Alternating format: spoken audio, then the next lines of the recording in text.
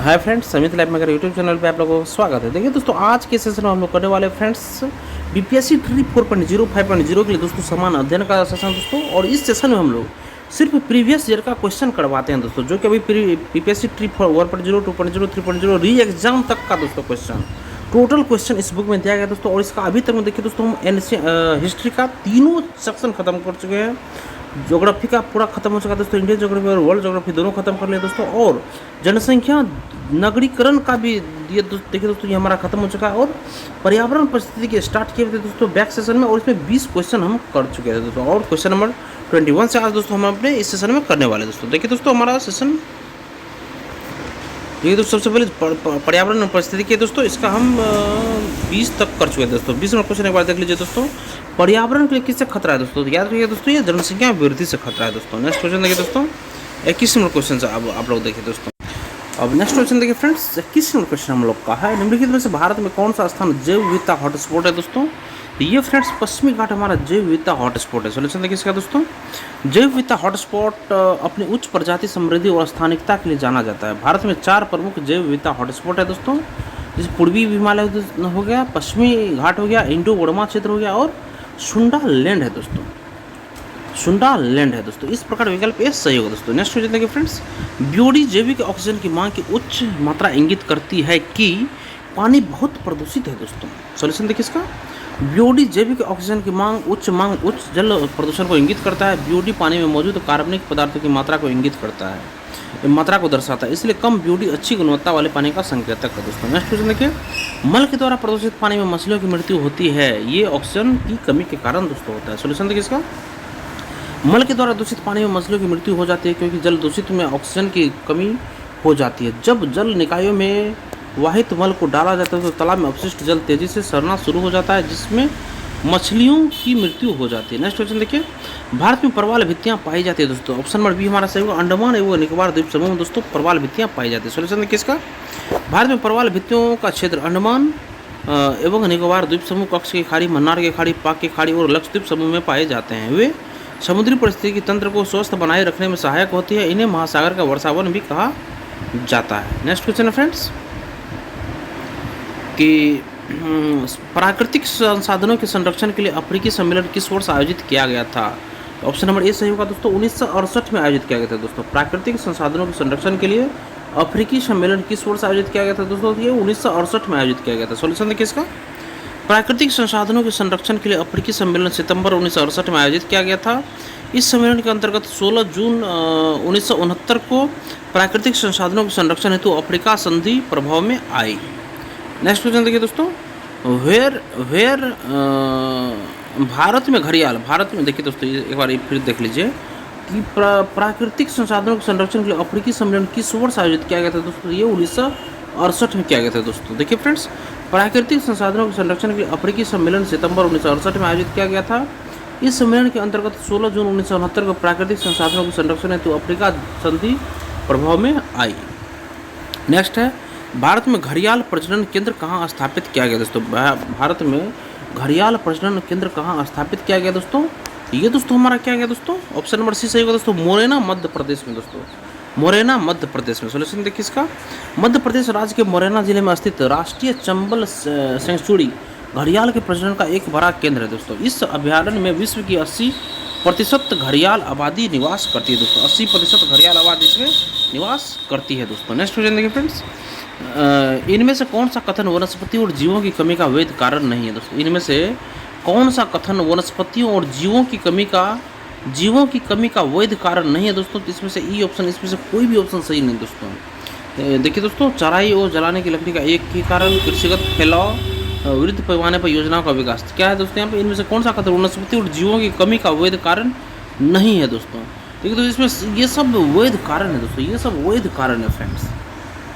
Solution देखिए दोस्तों, बृहद पैमाने पर योजनाओं का विकास, कृषि का विस्तार तथा चराई और जलाने की लकड़ी का एक भी कारण तीनों वनस्पति और जीवों की कमी के वैध कारण है, अतः उपयुक्त में से कोई भी सही नहीं है दोस्तों। नेक्स्ट क्वेश्चन देखिए फ्रेंड्स, एग्जॉस्ट, ऑटोमोबाइल्स निकास एग्जॉस्ट का सबसे खतरनाक धातु प्रदूषक क्या है दोस्तों? ऑटोमोबाइल्स निकास का सबसे निकास का सबसे खतरनाक धातु प्रदूषक है दोस्तों, इसमें इसमें कौन सा धातु प्रदूषक सबसे ज़्यादा है दोस्तों? इसमें है दोस्तों सीसा, कैडमियम, पारा, ये सब है दोस्तों सीसा, लेड। सोल्यूशन देखिए दोस्तों इसका, सीसा, लेड, ऑटोमोबाइल्स, निकास, एग्जॉस्ट का सबसे खतरनाक धातु प्रदूषक है। इसका शरीर पर विभिन्न प्रतिकूल प्रभाव पड़ता है, जिसमें न्यूरोलॉजिकल और गेस्ट्रो इंटेस्टाइनल प्रभाव शामिल है। नेक्स्ट क्वेश्चन देखिए दोस्तों, मानव गतिविधियों के कारण पर्यावरण में प्रतिकूल परिवर्तन कहलाता है। मानव गतिविधियों के कारण पर्यावरण में प्रतिकूल प्रभाव कहलाता है, क्या कहलाता है दोस्तों? ये प्रतिस्थितिक क्षरण दोस्तों, पारिस्थितिक क्षरण लगा, इकोलॉजिकल डिग्रेडेशन कहलाता है दोस्तों। मानव गतिविधियों के कारण पर्यावरण में प्रतिकूल परिवर्तन कहलाता है दोस्तों, ये पारिस्थितिक क्षरण कहलाता है दोस्तों। नेक्स्ट क्वेश्चन देखिए फ्रेंड्स, मानव गतिविधियों के कारण पर्यावरण में प्रतिकूल परिवर्तन पारिस्थितिक क्षरण, इकोलॉजिकल डिग्रेडेशन कहलाता है दोस्तों। और पारिस्थितिक क्षरण को से पर्यावरण विशेष रूप से वायु, जल व भूमि के भौतिक व रासायनिक व जैविक अभिलक्षणों में अवांछित परिवर्तन से मानव आबादी, वन्य जीवन, औद्योगिक प्रक्रियाओं व सांस्कृतिक विरासत, भवन व स्मारक पर प्रतिकूल प्रभाव पड़ता है। नेक्स्ट क्वेश्चन देखिए फ्रेंड्स, एक सिंहयुक्त गेंडा का गृहराज है। एक सिंहयुक्त गेंडा का गृहराज कौन सा है दोस्तों? ये है असम दोस्तों, असम। सोल्यूशन देखिए इसका दोस्तों, एक सिंह वाला गेंडा, एक सिंह वाला गेंडा भारतीय गेंडा राइनो प्रजाति में सबसे बड़ा है। इसका प्रमुख गिरिराज असम है। एक सिंह वाले गेंडे की पहचान एकल वाले सिंह और त्वचा के सिलवटों के साथ भूरे रंग से होती है। काजीरंगा राष्ट्रीय उद्यान असम एक सिंह वाले गेंडे के लिए प्रसिद्ध है। इसे आयुष्मान की लाल सूची में असुरक्षित के रूप में सूचीबद्ध किया गया है। नेक्स्ट क्वेश्चन फ्रेंड्स, भगवान महावीर वन्यजीव अभयारण्य कहाँ स्थित है दोस्तों? भगवान महावीर वन्यजीव अभयारण्य कहाँ स्थित है फ्रेंड्स? ये दोस्तों देखिए भगवान महावीर वन्यजीव अभयारण्य दोस्तों ये गोवा में स्थित है फ्रेंड्स, गोवा में। देखिए दोस्तों इसका सोल्यूशन है फ्रेंड्स, गोवा में। देखिए सही है दोस्तों, भगवान महावीर वन्यजीव अभयारण्य गोवा में है। सरिस्का वन्यजीव अभयारण्य दोस्तों राजस्थान में है। कूनो वन्यजीव अभयारण्य दोस्तों ये मध्य प्रदेश में दोस्तों। नेक्स्ट क्वेश्चन देखिए फ्रेंड्स, 5वीं बाघ गणना रिपोर्ट 2022 के अनुसार भारत में बाघों की संख्या कितनी है दोस्तों? 3167 है दोस्तों, अभी ये बढ़ गया है दोस्तों।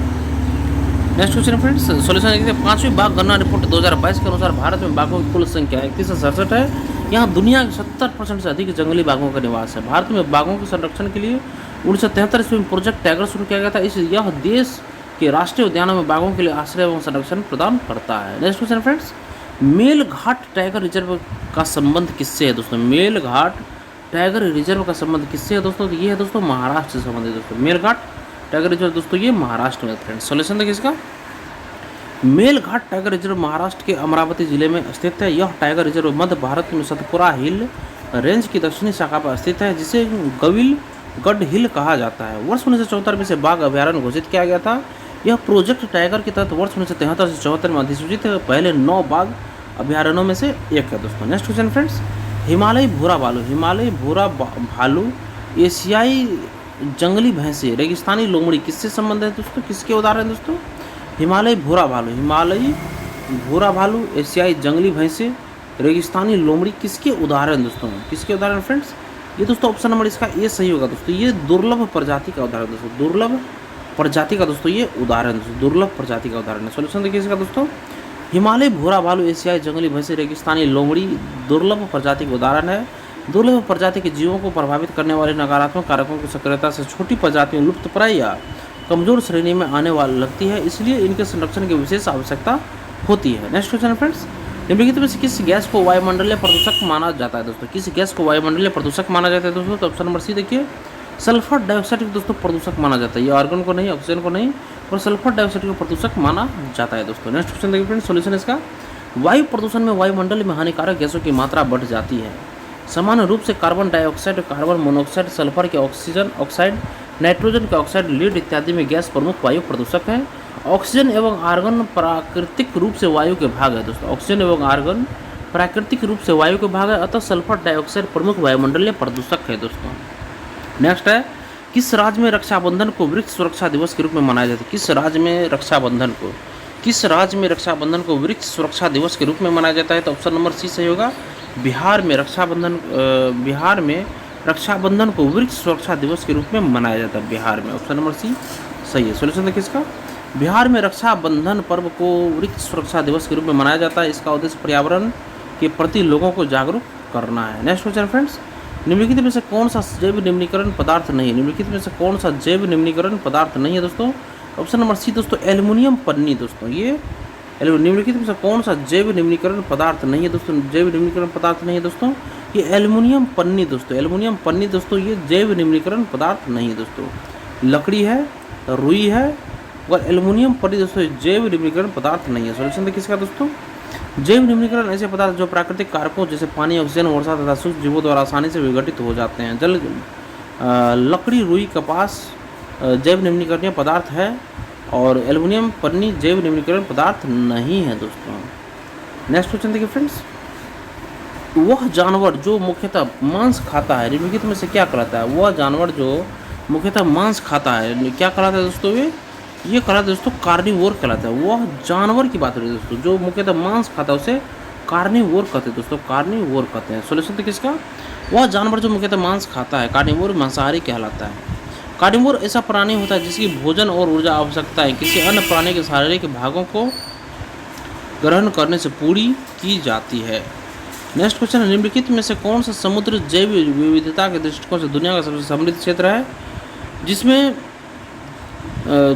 ज्वार, नदमुख, समुद्र तट, निकट तटीय पर्यावरण के जंगल, समुद्र घास, प्रवाल भित्तियां, नमक, दलदल और मैंग्रोव के साथ 21 द्वीप शामिल है दोस्तों। ये है दोस्तों मन्नार की खाड़ी बायोस्फीयर रिजर्व दोस्तों। सोचते देखिए फ्रेंड्स, मन्नार की खाड़ी बायोस्फीयर रिजर्व समुद्री जैव विविधता के दृष्टिकोण से दुनिया का सबसे समृद्ध क्षेत्र है दोस्तों। इस जीवमंडल का क्षेत्र श्रीलंका से आगे भारत के दक्षिण पूर्वी पर 1,00,000 क्या बोलते हैं दोस्तों 10,50,000 हेक्टेयर के क्षेत्र में फैला हुआ है। जीवमंडल आरक्षित क्षेत्र में 21 द्वीपों के साथ नदमुखों, समुद्री शैवाल युक्त समुदाय, समुद्री घटक, समुद्री घास, प्रवाल भित्तियां, खारे दलदल और मैंग्रोव वन शामिल है। खाड़ी के 3600 पौधों और जानवरों की प्रजातियों में विश्व स्तर पर लुप्तप्राय समुद्री गाय, डुगांग और 6 मैंग्रोव प्रजातियां प्रायद्वीपीय भारत में स्थानिक है। Next question friends, Gangetic dolphin के संबंध में निम्नलिखित कथनों पर विचार कीजिए। गंगेटिक डॉल्फिन के संबंध में निम्नलिखित कथनों पर विचार कीजिए दोस्तों। देखिए दोस्तों इसमें से कौन सा हमारा सही होगा फ्रेंड्स? इसमें देखिए दोस्तों हमारा ऑप्शन नंबर डी उपयुक्त सभी सही होगा दोस्तों। फर्स्ट देखिए, फर्स्ट है फ्रेंड्स, गंगा नदी की डॉल्फिन को आईयूसीएन के रेड लिस्ट के तहत लुप्तप्राय जीव के रूप में वर्गीकृत किया गया। सही है दोस्तों। इनमें से कोई क्रिस्टलीय नेत्र लेंस नहीं है जो इसे प्रभावी रूप से अंधा बना देती है दोस्तों। क्रिस्टलीय नेत्र लेंस नहीं है जो कि इसे प्रभावी रूप से अंधा बना देती है दोस्तों। नेक्स्ट है, यह इकोलोकेशन का उपयोग कर आगे बढ़ती है और शिकार करती है दोस्तों। और नेक्स्ट क्वेश्चन है फ्रेंड्स, इसे भारत के राष्ट्रीय जलीय जीव के रूप में मान्यता दी गई है।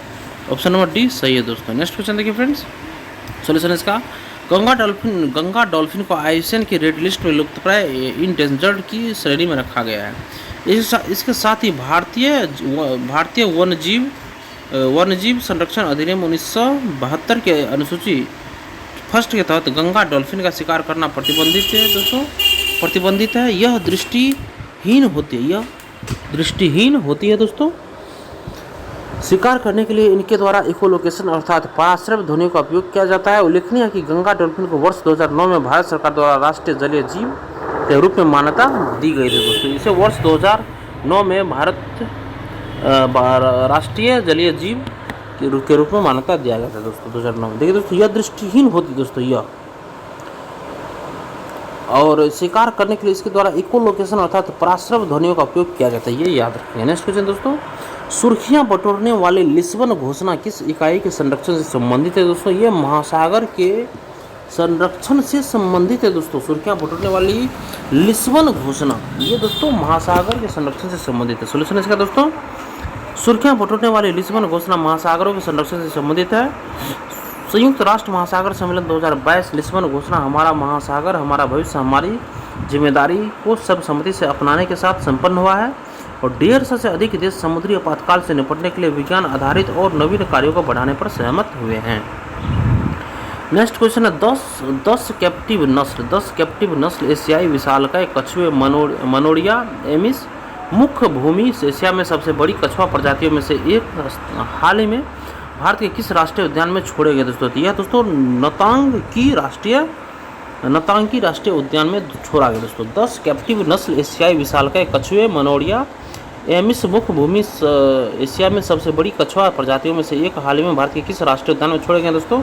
नतांगी राष्ट्रीय उद्यान में ये छोड़ा गया। सोल्यूशन देखिए इसका दोस्तों, 10 कैप्टिव नस्ल एशियाई विशालकाय कछुए मनोरिया एमिस मुख्य भूमि एशिया में सबसे बड़ी कछुआ प्रजातियों में से एक। भारत के नतांगकी राष्ट्रीय उद्यान में छोड़े गए हैं।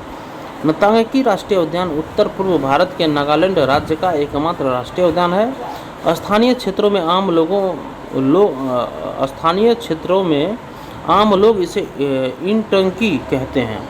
वर्ष 1975 में नागालैंड राज्य सरकार द्वारा नतांगकी रिजर्व फॉरेस्ट को वन्यजीव अभयारण्य का दर्जा दिया गया था। अतः वर्ष 1993 में इसे को राष्ट्रीय उद्यान का दर्जा दिया गया। नेक्स्ट क्वेश्चन फ्रेंड्स, किस राज्य सरकार ने भारत में गिद्धों के संरक्षण के लिए राष्ट्रीय कार्रवाई द्वारा प्रस्तावित गिद्ध संरक्षण के लिए राज्य स्तरीय समिति SLCVC का शुभारंभ किया दोस्तों? ये तमिलनाडु ने किया दोस्तों। ऑप्शन नंबर ए सही है। किस राज्य सरकार ने भारत में गिद्धों के संरक्षण के लिए राष्ट्रीय कार्रवाई द्वारा प्रस्तावित गिद्ध संरक्षण के लिए राज्य स्तरीय समिति SLCVC का शुभारंभ किया गया दोस्तों? ये तमिलनाडु में किया गया दोस्तों। सोल्यूशन इसका देखिए, तमिलनाडु राज्य सरकार ने भारत में गिद्धों के संरक्षण के लिए राष्ट्रीय कार्रवाई द्वारा प्रस्तावित गिद्ध संरक्षण के लिए राज्य स्तरीय समिति SLCVC का शुभारंभ किया।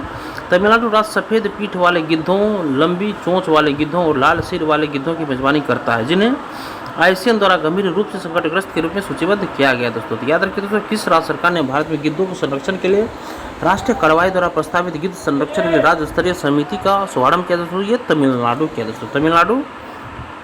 और इसमें था दोस्तों नतांगी राष्ट्रीय उद्यान होगा दोस्तों।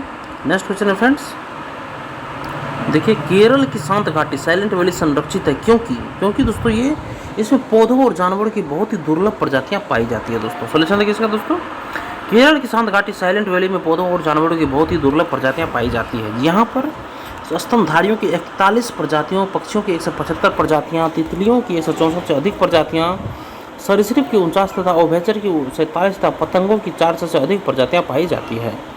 ध्यातव्य है कि यहाँ पर शेर की पूंछ वाला मकाऊ बंदर पाया जाता है। ध्यातव्य है कि दोस्तों यहाँ पर शेर की पूंछ वाला मकाक बंदर पाया जाता है दोस्तों, जो यहाँ की स्थानीय प्रजाति है। इरूलास, कुरुम्बा, मुदुगास और कुटुनेकर यहाँ के प्रमुख जनजातीय समूह है। यहाँ वर्ष 1914 में साइलेंट वैली क्षेत्र के जंगलों को आरक्षित क्षेत्र तथा 1984 को दोस्तों ये राष्ट्रीय उद्यान घोषित किया गया था।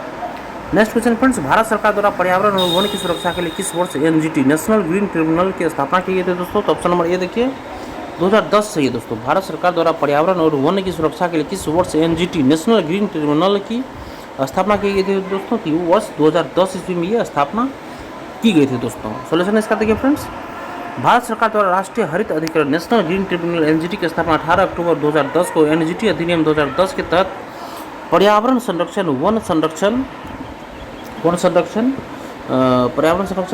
प्राकृतिक संसाधन सहित पर्यावरण से संबंधित मामलों के प्रभावी और त्वरित निपटारे के लिए की गई थी। वर्तमान में जस्टिस प्रकाश श्रीवास्तव NGT के अध्यक्ष है दोस्तों। वर्तमान में जस्टिस प्रकाश श्रीवास्तव NGT के अध्यक्ष है। NGT का मुख्यालय नई दिल्ली में स्थित है। नेक्स्ट क्वेश्चन है, निम्नलिखित में से कौन सा स्वस्थानीय इन सीटू संरक्षण के अधीन शामिल नहीं है दोस्तों? ये वनस्पति उद्यान। निम्नलिखित में से कौन सा स्वस्थानीय इन सीटू संरक्षण के अधीन शामिल नहीं है दोस्तों? ये वनस्पति उद्यान इन सीटू संरक्षण के अधीन शामिल नहीं है दोस्तों। सोल्यूशन देखिए फ्रेंड्स, स्वस्थानीय या इन सीटू प्रकार की संरक्षण पद्धति में प्रजातियों को उनके प्राकृतिक आवास में संरक्षित क्षेत्र बनाकर संरक्षित किया जाता है। इसके अंतर्गत राष्ट्रीय उद्यान, अभयारण्य, बायोस्फीयर रिजर्व आदि आते हैं। जबकि पर स्थानीय या एक्स सीटू प्रकार के संरक्षण पद्धति में प्रजातियों को उनके प्राकृतिक आवास से बाहर निकालकर एक विशेष क्षेत्र या स्थान में रखा जाता है जहां उनकी रक्षा या देखभाल की जा सके। इसके अंतर्गत प्राणी उद्यान, वनस्पति उद्यान, वन्यजीव सफारी पार्क, जीन बैंक, बीज बैंक आदि आते हैं। नेक्स्ट क्वेश्चन देखिए दोस्तों, नेक्स्ट क्वेश्चन है, रामसर सम्मेलन किसके संरक्षण से जुड़ा है दोस्तों? तो ये आर्द्रभूमि से संबंधित है। रामसर सम्मेलन किसके संरक्षण से जुड़ा है दोस्तों? तो ये आर्द्रभूमि के संरक्षण से संबंधित दोस्तों। सोल्यूशन देखिए इसका फ्रेंड्स, रामसर सम्मेलन आर्द्रभूमि के संरक्षण से संबंधित है। यह संधि 2 फरवरी 1971 को ईरान के शहर रामसर में हुई थी, इसलिए इसे रामसर संधि के नाम से जाना जाता है। भारत ने इस संधि पर 1 फरवरी 1982 को हस्ताक्षर किए थे दोस्तों। नेक्स्ट क्वेश्चन फ्रेंड्स, निम्नलिखित में से कौन सी शुष्कतारंभी अनुक्रमण में अग्रामी प्रजाति के रूप में कार्य करती है दोस्तों? तो ये लाइकेन दोस्तों। सोल्यूशन देखिए फ्रेंड्स इसका, शुष्क प्रारंभिक अनुकरण में अग्रामी प्रजाति के रूप में लाइकेन प्रजाति कार्य करती है। लाइकेन वायु प्रदूषण के प्रति संवेदनशील होते हैं। शुष्कतारंभी अनुक्रमण शुष्क भूमि में शुरू होता है और समशुष्क स्थिति प्राप्त होने तक जारी रहता है। दोनों अवस्थाओं में समशुष्क अवस्था समान है, अर्थात न तो बहुत शुष्क और न ही बहुत आर्द्र है। यहाँ का समुदाय पर्यावरण के साथ निकट समावस्था में होता है। नेक्स्ट क्वेश्चन फ्रेंड्स, भारत में मीथेन का मुख्य स्रोत क्या है दोस्तों? ये दोस्तों धान का खेत मीथेन का मुख्य स्रोत है। सोल्यूशन किसका? प्रश्नानुसार दिए गए विकल्पों में सी विकल्प सही है, क्योंकि धान का खेत मीथेन का मुख्य स्रोत है। इसके अतिरिक्त मीथेन तेल, कोयला और गैस के निष्कर्षण, प्रसंस्करण की प्रक्रिया के दौरान तथा जीवाश्म ईंधन के दोहन के माध्यम से भी निकलता है। नेक्स्ट है SO2 प्रदूषण सूचित होता है दोस्तों। SO2 प्रदूषण सूचित होता है दोस्तों, ये लाइकेन द्वारा सूचित होता है दोस्तों। SO2 प्रदूषण सूचित होता है दोस्तों लाइकेन के द्वारा दोस्तों। सोल्यूशन इसका देखिए फ्रेंड्स, SO2 उत्सर्जन वायु प्रदूषण का एक महत्वपूर्ण कारक है दोस्तों, और वायुमंडल में इसकी सांद्रता अधिक होने पर यह सल्फर के ऑक्साइड का निर्माण करता है। लाइकेन वायु प्रदूषण के अच्छे सूचक है दोस्तों। लाइकेन SO2 के प्रति संवेदनशील होते हैं। वे SO2 की अधिक सांद्रता में मर जाते हैं, इसलिए वे उन क्षेत्रों में नहीं पाए जाते जहां SO2 की सांद्रता अधिक होती है दोस्तों। क्या है दोस्तों?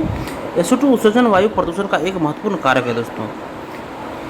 वायुमंडल में इसकी सांद्रता अधिक होने पर यह सल्फर के ऑक्साइड का निर्माण करते हैं। लाइकेन वायु प्रदूषण के अच्छे सूचक है दोस्तों, लेकिन SO2 के प्रति संवेदनशील होते हैं। वे SO2 की अधिक सांद्रता में मर जाते हैं, इसलिए उन क्षेत्रों में नहीं पाए जाते जहाँ SO2 की सांद्रता अधिक हो जाती है दोस्तों। तो SO2 प्रदूषण सूचित होता है दोस्तों ये लाइकेन द्वारा। नेक्स्ट क्वेश्चन देखिए फ्रेंड्स, सलीम अली पक्षी अभ्यारण्य स्थित है दोस्तों। सलीम अली पक्षी अभ्यारण्य कहाँ पे स्थित है दोस्तों? सलीम अली पक्षी अभ्यारण्य, तो याद रखिएगा दोस्तों ऑप्शन नंबर ई। इसमें दोस्तों कोई भी ऑप्शन इसमें हमारा सही नहीं होगा दोस्तों, ऑप्शन नंबर ई होगा। देखिए दोस्तों सलीम अली पक्षी अभ्यारण्य दोस्तों गोवा राज्य में स्थित है दोस्तों। यहाँ पर दुर्लभ प्रजाति के पक्षी पाए जाते हैं। इस अभ्यारण्य का नाम भारतीय पक्षी विज्ञानी सलीम अली के नाम पर रखा गया है दोस्तों। नेक्स्ट क्वेश्चन फ्रेंड्स, IUCN मुख्यालय कहाँ स्थित दोस्तों? ये स्विट्जरलैंड में स्थित है दोस्तों। स्विट्जरलैंड में। सोल्यूशन देखिए इसका दोस्तों, IUCN अंतर्राष्ट्रीय प्रकृति संरक्षण संघ दुनिया का प्राकृतिक स्थिति को संरक्षित रखने के लिए एक वैश्विक प्राधिकरण है, जिसकी स्थापना वर्ष 1948 में की गई थी। इसका मुख्यालय स्विट्जरलैंड के ग्लेड में स्थित है दोस्तों। इसका मुख्यालय स्विट्जरलैंड के ग्लेड में स्थित है। इसके द्वारा पौधों और जानवरों के संरक्षण के संबंध में रेड लिस्ट को जारी किया जाता है दोस्तों। इसका मुख्यालय स्विट्जरलैंड के ग्लेड में स्थित है। इसके द्वारा पौधों और जानवरों के संरक्षण के संबंध में रेड लिस्ट जारी किया जाता है दोस्तों।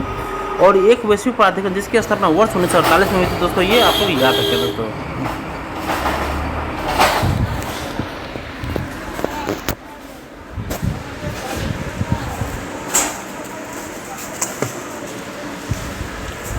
नेक्स्ट क्वेश्चन देखिए फ्रेंड्स, एक पोषी स्तर से दूसरे पोषी स्तर में कितनी ऊर्जा अवशोषित होती है? एक पोषी स्तर से दूसरे पोषी स्तर में कितनी ऊर्जा अवशोषित होती है दोस्तों? तो ये 10% ऊर्जा अवशोषित होती है दोस्तों। देखिए फ्रेंड्स, एक पोषी स्तर से दूसरे पोषी स्तर में 10% ऊर्जा अगले स्तर पर स्थानांतरित हो जाती है दोस्तों, और शेष ऊष्मा के रूप में नष्ट हो जाती है। एक पोषी स्तर से दूसरे पोषी स्तर में 10% ऊर्जा अगले स्तर पर स्थानांतरित हो जाती है और शेष ऊष्मा के रूप में नष्ट हो जाती है दोस्तों। इसे 10% का नियम भी कहा जाता है, जिसे रेमंड लिंडमैन ने दिया था दोस्तों। लिंडमैन ने दिया था। प्रत्येक पोषी स्तर पर ऊर्जा की मात्रा कम हो जाती है, क्योंकि यह एक पारितंत्र में खाद्य श्रृंखला को इंगित करती है दोस्तों। नेक्स्ट क्वेश्चन फ्रेंड्स, पारिस्थितिकी तंत्र में ऊर्जा प्रवाह का 10% नियम दिया गया था। पारिस्थितिकी तंत्र में ऊर्जा प्रवाह का 10% नियम दिया गया था दोस्तों, ये लिंडमैन के द्वारा दिया गया था दोस्तों। पारिस्थितिकी तंत्र में ऊर्जा प्रवाह का 10% नियम दिया गया था दोस्तों, ये लिंडमैन के द्वारा ये नियम दिया गया था। सोल्यूशन इसका, ये पिछले वाले क्वेश्चन में देखें तो पारिस्थितिकी तंत्र में ऊर्जा प्रवाह का 10% नियम किसके द्वारा दिया गया था? लिंडमैन के द्वारा दिया गया था। नेक्स्ट है, शोषण मूल्य किसमें पाए जाते हैं? शोषण मूल्य किसमें पाए जाते हैं? तो ऑप्शन नंबर डी देखिए, उपयुक्त में से एक सही होगा दोस्तों। शोषण मूल्य जलोद्भिद एवं लवणोद्भिद दोनों पादपों में पाया जाता है। ये दोस्तों जलोद्भिद और लवणोद्भिद दोनों में पाया जाता है दोस्तों। और ये पौधे उन स्थानों पर पाए जाते हैं जहाँ की ज़मीन में ऑक्सीजन की मात्रा बहुत कम या न के बराबर होती है दोस्तों। इन पौधों की जड़ों के कुछ भाग ज़मीन से बाहर आते हैं, वे शोषण में मदद करते हैं, उन्हीं को शोषण मूल्य कहते हैं। नेक्स्ट है, निम्नलिखित में से कौन सा द्वितीयक प्रदूषक है दोस्तों? द्वितीयक प्रदूषक कौन है दोस्तों? द्वितीयक प्रदूषक ऑप्शन नंबर डी इसका सही होगा दोस्तों। एक से अधिक इसमें होगा दोस्तों द्वितीयक प्रदूषक। सोल्यूशन देखिए इसका दोस्तों, प्राथमिक प्रदूषकों की परस्पर क्रिया और प्रतिक्रिया द्वारा निर्मित प्रदूषकों को प्राथमिक प्रदूषक और परस्पर क्रिया और प्रतिक्रिया द्वारा निर्मित प्रदूषक को द्वितीयक प्रदूषक के रूप में जाना जाता है। जैसे देखिए दोस्तों, ओजोन हो गया, पेन हो गया, SO2 आदि द्वितीय प्रदूषक है दोस्तों। जबकि प्राथमिक प्रदूषक वे हैं जो प्रत्यक्ष तौर पर वायु प्रदूषण का कारण बनते हैं, जैसे carbon monoxide, nitrogen oxide, sulphur dioxide, कार्बनिक तत्व। ये सब दोस्तों प्राथमिक प्रदूषक है जो प्रत्यक्ष तौर पर वायु प्रदूषण का कारण बनते हैं। और प्राथमिक प्रदूषकों की परस्पर क्रिया के द्वारा और प्रतिक्रिया द्वारा जो निर्मित होता है उसे द्वितीयक प्रदूषक कहते हैं, जैसे ओजोन, पान, SO2 आदि आदि द्वितीय प्रदूषक है दोस्तों। नेक्स्ट क्वेश्चन देखिए फ्रेंड्स, पारिस्थितिकी तंत्र में वाय आकार का ऊर्जा प्रवाह मॉडल किसके द्वारा दिया गया था दोस्तों? ये ओडम के द्वारा दिया गया दोस्तों। पारिस्थितिकी तंत्र में वाय आकार का ऊर्जा प्रवाह मॉडल, वाय आकार का ऊर्जा प्रवाह मॉडल दोस्तों किसके द्वारा दिया गया था फ्रेंड्स? ये ओडम के द्वारा किया गया था। सोल्यूशन देखिए इसका दोस्तों, पारिस्थितिकी तंत्र में वाय आकार का ऊर्जा प्रवाह मॉडल ओडम द्वारा दिया गया था। लिंडमैन ने ऊर्जा के प्रवाह का 10% नियम प्रतिपादित किया था। लिंडमैन ऊर्जा के प्रवाह का 10% नियम दिया था। और पारिस्थितिकी तंत्र में वाय आकार का ऊर्जा प्रवाह मॉडल दोस्तों ये दिया था ओडम के द्वारा दिया गया था, याद रखिएगा। नेक्स्ट क्वेश्चन है, निम्नलिखित आंदोलन में से किसका भारतवर्ष के अंतर्गत बहुउद्देशीय परियोजनाओं के विरुद्ध शुभारंभ किया गया था दोस्तों? तो ये था दोस्तों, उपयुक्त में एक से अधिक है दोस्तों। देखिए फ्रेंड्स, नर्मदा बचाओ आंदोलन भी था, चिपको भी था और टिहरी बांध आंदोलन भी था दोस्तों। देखिए फ्रेंड्स, नर्मदा बचाओ आंदोलन, टिहरी बांध आंदोलन और चिपको आंदोलन भारतवर्ष के अंतर्गत बहुउद्देशीय परियोजनाओं के विरुद्ध प्रारंभ किए गए थे। गुजरात में सरदार सरोवर बांध नर्मदा नदी पर सबसे बड़े बांधों में से एक है दोस्तों। नर्मदा बचाओ आंदोलन की शुरुआत वर्ष 1985 में मेघा पाटेकर और बाबा आमटे ने की थी दोस्तों। नर्मदा बचाओ आंदोलन की शुरुआत दोस्तों वर्ष 1985 में मेघा पाटेकर और बाबा आमटे ने की थी दोस्तों। और ये गुजरात में सरदार सरोवर बांध नर्मदा नदी पर सबसे बड़े बांधों में से एक है, याद रखिएगा, ये गुजरात में था दोस्तों। नेक्स्ट क्वेश्चन फ्रेंड्स, मेथेमोग्लोबिनेमिया निम्नलिखित में से किससे दूषित पानी पीने का कारण होता है दोस्तों? तो ये दोस्तों नाइट्रेट की दूषित पानी पीने से दोस्तों मेथेमोग्लोबिनेमिया होता है दोस्तों। सॉल्यूशन देखिए फ्रेंड्स, मेथेमोग्लोबिनेमिया रोग नाइट्रेट में उच्च पानी और सब्जियों के सेवन नाइट्रेट युक्त रसायनों के संपर्क में आने से होता है। तो नाइट्रेट के उच्च स्तर के साथ पानी पीते हैं या नाइट्रेट दूषित पानी से बने खाद्य पदार्थ खाते हैं, ऑक्सीजन की कमी के कारण गंभीर स्वास्थ्य हानि विकसित कर सकते हैं दोस्तों। नेक्स्ट क्वेश्चन देखिए फ्रेंड्स, पारितंत्र में ऊर्जा का प्रवाह डैश होता है। पारितंत्र में ऊर्जा का प्रवाह डैश होता है दोस्तों, तो ये एक दिशिक होता है दोस्तों। पारितंत्र में ऊर्जा का प्रवाह दोस्तों ये एक दिशिक होता है दोस्तों। पारितंत्र में ऊर्जा का प्रवाह दोस्तों ये एक दिशिक होता है दोस्तों। सोल्यूशन देखिए इसका, पारितंत्र में ऊर्जा का प्रवाह एक दिशिक होता है तथा इसमें सौर ऊर्जा का एकमात्र स्रोत है दोस्तों। प्रकाश संश्लेषण द्वारा पादप सूर्य के विकिरण ऊर्जा का प्रयोग करके अकार्बनिक पदार्थों से खाद्य निर्माण करते हैं दोस्तों। तो याद रखिए फ्रेंड्स, पारितंत्र में ऊर्जा का प्रवाह दोस्तों ये एक दिशिक होता है। नेक्स्ट क्वेश्चन फ्रेंड्स, निम्नलिखित में से कौन सा पारितंत्र का संघटक है दोस्तों? निम्नलिखित में से कौन सा पारितंत्र का संघटक है दोस्तों? तो ये उपयुक्त में से एक से अधिक, इसका भी ऑप्शन सही होगा दोस्तों। पारितंत्र के दो घटक होते हैं, जैविक घटक और एक अजैविक घटक होता है। जैविक घटकों में हरे पौधे, जंतु, उपभोक्ता व अपघटक शामिल होते हैं। देखिए, पारितंत्र के दो घटक होते हैं, एक जैविक घटक होगा, एक अजैविक घटक होगा दोस्तों। ये जैविक घटकों में हरे पौधे, जंतु, उपभोक्ता व अपघटक शामिल होते हैं।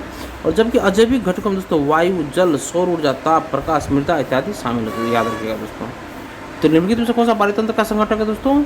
ये दोस्तों जंतु और पादप सूक्ष्म, ये सभी दोस्तों पारितंत्र का संघटक है दोस्तों। सोल्यूशन देखिए दोस्तों, निम्नलिखित में से कौन सी गैस लैंडफिल से उत्पन्न होती है दोस्तों? तो ये मीथेन गैस लैंडफिल से उत्पन्न होती है दोस्तों। सोल्यूशन देखिए इसका, लैंडफिल से मीथेन गैस CH4 उत्पन्न होती है। लैंडफिल अपशिष्ट पदार्थों को दफनाने के लिए बनाए गए गैर बायोडिग्रेडेबल कचरे के लिए एक विस्तारित भंडारण क्षेत्र है। इसमें प्राकृतिक रूप से बैक्टीरिया द्वारा गैस उत्पन्न होती है। कार्बन डाइऑक्साइड, मीथेन, नाइट्रोजन और हाइड्रोजन सल्फाइड लैंडफिल गैस हैं दोस्तों। कार्बन डाइऑक्साइड, मीथेन, नाइट्रोजन और हाइड्रोजन सल्फाइड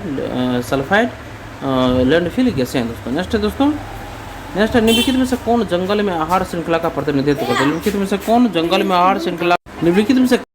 में आहार श्रृंखला का प्रतिनिधित्व करता है दोस्तों? तो याद रखिएगा फ्रेंड्स, जंगल में आहार श्रृंखला का प्रतिनिधित्व पादप, तब पादप को हिरण खाता है, हिरण को शेर खाता है दोस्तों, ये करता है दोस्तों। नेक्स्ट सॉल्यूशन इसका देखिए, पादप, हिरण, शेर, यह श्रृंखला जंगल में आहार श्रृंखला का प्रतिनिधित्व करती है। नेक्स्ट क्वेश्चन फ्रेंड्स, पर्यावरण में प्लास्टिक डैश की क्रिया द्वारा विघटित नहीं होगा। पर्यावरण में प्लास्टिक डैश की क्रिया द्वारा विघटित नहीं होगा। तो दोस्तों ये उपयुक्त में से एक से अधिक आंसर सही होगा दोस्तों। किसके द्वारा ये विघटित नहीं होगा? पर्यावरण में प्लास्टिक दोस्तों जीवाणु, परजीवी और मृतोपजीवी की क्रिया द्वारा विघटित, किसी के द्वारा ये विघटित नहीं होगा दोस्तों प्लास्टिक। सोल्यूशन देखिए किसका दोस्तों, पर्यावरण में प्लास्टिक जीवाणु, मृतोपजीवी और परजीवी क्रियाओं द्वारा अपघटित नहीं होता है। प्लास्टिक के अपघटित होने में अनेक वर्ष लगता है। इसके रसायन आसपास के परिवेश में घुलने लगते हैं तथा समय के साथ छोटे छोटे घटकों में टूट जाते हैं तथा हमारी खाद्य श्रृंखला में प्रवेश करते हैं दोस्तों। नेक्स्ट क्वेश्चन देखिए फ्रेंड्स, ऊर्जा के स्रोत जो कार्बन उत्सर्जन में वृद्धि नहीं करते हैं शामिल है दोस्तों। ऊर्जा के स्रोत जो कार्बन उत्सर्जन में वृद्धि नहीं करते हैं शामिल है दोस्तों। ये देखिए दोस्तों, ये पवन चक्कियाँ होगा दोस्तों, नाभिकीय ऊर्जा सौर सेल भी होगा दोस्तों, नाभिकीय ऊर्जा संयंत्र भी होगा। उपयुक्त में से एक से अधिक इसका आंसर होगा दोस्तों। देखिए दोस्तों, अक्षय ऊर्जा के स्रोत कार्बन उत्सर्जन नहीं करते हैं दोस्तों। अक्षय ऊर्जा को प्राकृतिक रूप से नवीकरणीय संसाधन के रूप में वर्गीकृत किया गया, जिसमें सौर, पवन, भूतापीय, बायोमास, जैव अपशिष्ट तथा जल विद्युत शामिल है दोस्तों। यहाँ पर देखिए परमाणु नहीं होगा दोस्तों, नाभिकीय ऊर्जा नहीं होगा दोस्तों, सौर सेल होगा और पवन चक्कियाँ होगा दोस्तों। नेक्स्ट क्वेश्चन देखिए फ्रेंड्स, नेक्स्ट हमारा होगा 66 नंबर, आहार श्रृंखला में शामिल, आहार श्रृंखला में शाखान्वित श्रृंखला को डैश कहा जाता है। तो क्या कहा जाता है दोस्तों, आहार जाल कहा जाता है। जैसे आहार श्रृंखला में शाखान्वित श्रृंखला को आहार जाल कहा जाता है। आहार श्रृंखला में शाखान्वित श्रृंखला को आहार जाल कहा जाता है दोस्तों। सॉल्यूशन देखिए इसका फ्रेंड्स, विभिन्न आहार श्रृंखलाओं की लंबाई एवं जटिलता में बहुत अंतर होता है। विभिन्न आहार श्रृंखलाओं की लंबाई एवं जटिलता में बहुत अंतर होता है। सामान्यतः प्रत्येक जीव 2 या 2 से अधिक प्रकार के जीवों द्वारा खाया जाता है, जो स्वयं अनेक प्रकार के आहार बनाते हैं। अतः एक सीधी आहार श्रृंखला के बजाय जीवों के मध्य आहार संबंध शाखान्वित होते हैं तथा शाखान्वित श्रृंखलाओं का जाल बनाते हैं, जिसे आहार जाल कहते हैं दोस्तों। तो आहार श्रृंखला में शाखान्वित श्रृंखला को क्या कहते हैं, तो आहार जाल कहा जाता है दोस्तों। आहार जाल याद रखिएगा दोस्तों, आहार तंत्र स्तर वगैरह नहीं होगा। नेक्स्ट क्वेश्चन है, हरे पौधे सूर्य के प्रकाश की ऊर्जा का, हरे पौधे सूर्य के प्रकाश की ऊर्जा का दोस्तों डैश ग्रहण करते हैं और उसे खाद्य ऊर्जा में परिवर्तित करते हैं। तो ये ऑप्शन नंबर सी 1% सही होगा। हरे पौधे सूर्य के प्रकाश की ऊर्जा का 1% ग्रहण करते हैं और उसे खाद्य ऊर्जा में परिवर्तित करते हैं। सॉल्यूशन देखिए इसका, स्थानीय पारिस्थितिकी तंत्र में हरे पौधे अपने पत्तियों पर पड़ने वाले सूर्य के प्रकाश की ऊर्जा का लगभग 1% ग्रहण करते हैं और इसे खाद्य ऊर्जा में रूपांतरित करते हैं। नेक्स्ट है दोस्तों, किसके नेतृत्व में चिपको आंदोलन को मजबूती मिली थी दोस्तों, तो ये सुंदरलाल बहुगुणा के नेतृत्व में दोस्तों। सॉल्यूशन इसका देखिए, चिपको आंदोलन पर्यावरण एवं वन संरक्षण से संबंधित आंदोलन था। इस आंदोलन की शुरुआत वर्ष 1973 में गौरा देवी ने किया था। इस आंदोलन की शुरुआत वर्ष 1973 में गौरा देवी ने किया था, लेकिन आगे इसे सुंदरलाल बहुगुणा ने मजबूती प्रदान की। चंडी प्रसाद भट्ट, गोविंद सिंह रावत और इससे जुड़े अन्य व्यक्ति थे। चंडी प्रसाद भट्ट, गोविंद सिंह रावत और ये से जुड़े हुए थे। गौरा देवी ने इसे शुरू किया था, याद रखिए। नेक्स्ट क्वेश्चन है, डैश आहार श्रृंखला में प्रथम पोषी स्तर पर मौजूद होते हैं। ये स्वपोषी आहार श्रृंखला में प्रथम पोषी स्तर पर मौजूद होते हैं। सॉल्यूशन इसका, आहार श्रृंखला का प्रत्येक चरण एक पोषी स्तर बनाते हैं। उत्पादक हरे पौधे या स्वपोषी प्रथम पोषी स्तर पर मौजूद होते हैं, जबकि प्राथमिक उपभोक्ता टिड्डा, द्वितीय स्तर पर मांसाहारी या द्वितीय उपभोक्ता मेढक तथा तृतीय स्तर पर सांप शामिल होते हैं। नेक्स्ट है, निम्नलिखित में से कौन सा जीव क्लोरोफिल की उपस्थिति में सूर्य के प्रकाश का उपयोग कर अकार्बनिक पदार्थों को कार्बनिक यौगिकों में परिवर्तित करता है। तो ये होगा उपयुक्त में से एक से अधिक हमारा आंसर सही होगा दोस्तों। सॉल्यूशन देखिए इसका, स्वपोषी जीव स्वपोषी जीव हो गया, उसके बाद पौधे हो गया, शैवाल हो गया एवं कुछ जीवाणु क्लोरोफिल की उपस्थिति में सूर्य के प्रकाश का उपयोग करके अकार्बनिक पदार्थों को कार्बनिक यौगिकों जैसे शर्करा में परिवर्तित करते हैं। यहाँ पे जंतु नहीं होगा।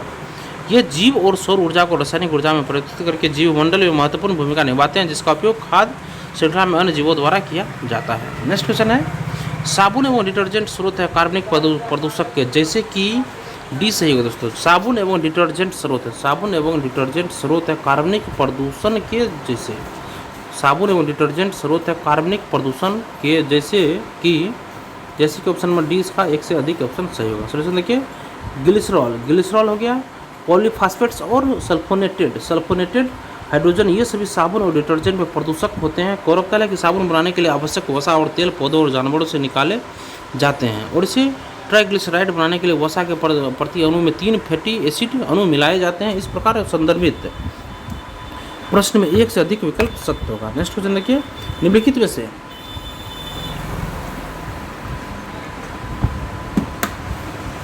निम्नलिखित में से कौन सा पारिस्थितिकीय तंत्र में गैसीय जैव भू रासायनिक चक्र नहीं है, तो ये फास्फोरस चक्र में। निम्नलिखित में से कौन सा पारिस्थितिकीय तंत्र में गैसीय जैव भू रासायनिक चक्र नहीं है, तो ये है फास्फोरस चक्र में। गैर तंत्र में गैसीय जैव भू रासायनिक चक्र नहीं है फास्फोरस चक्र। बाद में ऑक्सीजन चक्र में है, नाइट्रोजन चक्र में, इस समय पारिस्थितिकीय तंत्र में गैसीय जैव भू रासायनिक चक्र है। सोल्यूशन देखिए, फास्फोरस चक्र पारिस्थितिकीय तंत्र में गैसीय जैव भू रासायनिक चक्र नहीं है, क्योंकि फास्फोरस चक्र लंबी व छोटी अवधि के होते हैं। यह कोशिका विकास में एक आवश्यक तत्व है। गैसीय चक्र में कार्बन, हाइड्रोजन, ऑक्सीजन, नाइट्रोजन जैसे गैसें शामिल होते हैं। फास्फोरस अवसादी जैव भू रासायनिक चक्र है। इसके अनुसार फास्फोरस की गति स्थलमंडल, जलमंडल एवं जैवमंडल में होती है तथा इसमें प्रमुख भंडारण क्षेत्र जल स्थल मंडल है। देखिए, इसके अनुसार फास्फोरस की गति स्थलमंडल, जलमंडल एवं जैवमंडल में होती है तथा इसमें प्रमुख भंडारण क्षेत्र स्थल मंडल है। फास्फोरस अवसादी जैव भू रासायनिक चक्र है, ये याद रखिएगा, ये जैव भू अवसादी जैव भू रासायनिक चक्र है, न कि पारिस्थितिकीय तंत्र में गैसीय भू रासायनिक चक्र है। नेक्स्ट क्वेश्चन देखिए। अब देखिए, हमारा ये लास्ट क्वेश्चन था, ये क्वेश्चन हमारा यहीं पे खत्म होता है। अब देखिए दोस्तों, हमारा यहाँ पे ये पारिस्थितिकी तंत्र ये खत्म हो गया दोस्तों। और नेक्स्ट जो हम लोग का सेशन है दोस्तों, ये है भारतीय संविधान एवं राज्य व्यवस्था, पॉलिटी का सेशन होने वाला है दोस्तों। देखिए दोस्तों, अगर आप लोगों को यह सेशन पसंद आया है फ्रेंड्स, तो सेशन को जरूर एक लाइक कर दीजिएगा और किसी एक व्हाट्सएप ग्रुप में इस वीडियो को शेयर कर दीजिएगा दोस्तों। चैनल को सब्सक्राइब कर लीजिए और लेटेस्ट इन्फॉर्मेशन नोटिफिकेशन पाने के लिए बेल आइकन के बटन को दोस्तों आप लोग जरूर दबा लीजिएगा। धन्यवाद दोस्तों, आपका दिन शुभ हो।